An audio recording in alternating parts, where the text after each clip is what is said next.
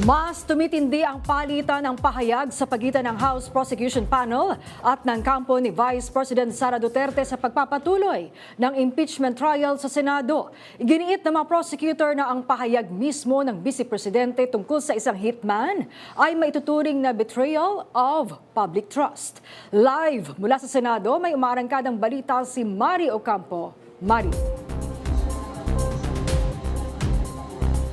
Maan hindi nga sapat ang mga matitinding pahayag kung nananatiling walang sagot dito sa mga alegasyon na laman nga ng articles of impeachment. Yan ang naging pahayag ng House Prosecution Panel nga matapos ang ikatlong araw ng impeachment trial laban kay Vice President Sara Duterte.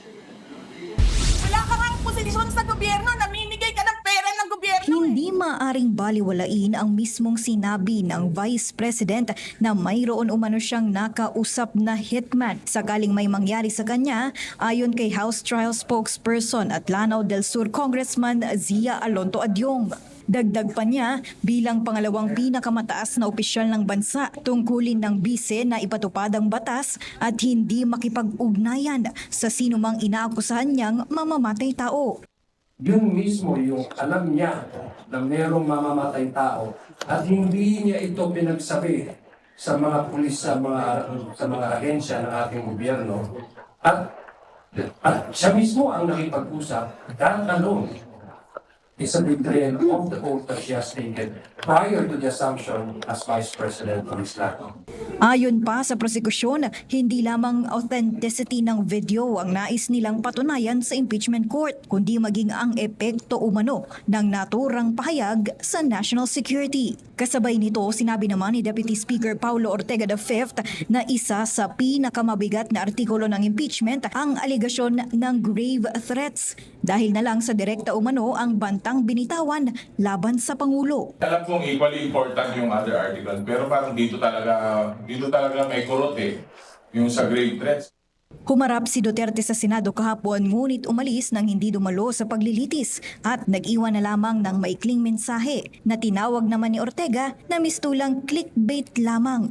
Para kay Adyong, ang impeachment court ang tamang lugar para sagutin ng Vice Presidente ang mga paratang, hindi ang pagbibitiw ng mga one-liner sa labas ng sesyon. Ang inaasahan ng publiko ay mga paliwanag hinggil sa confidential funds, POA findings at iba pang aligasyong nakasaad sa articles of impeachment at hindi ang mga pahayag na ayon sa kanila tila hango lamang sa mga palabas. Parang it appeared and it sounded like a Game of Thrones inspired punchline ay hindi po yun ang kasagutan at hindi po yun ang inaasahan ng mga tao na yun yung sinasabi nilang handa silang sumagot sa proper forum. Unfortunately, the public is again disappointed.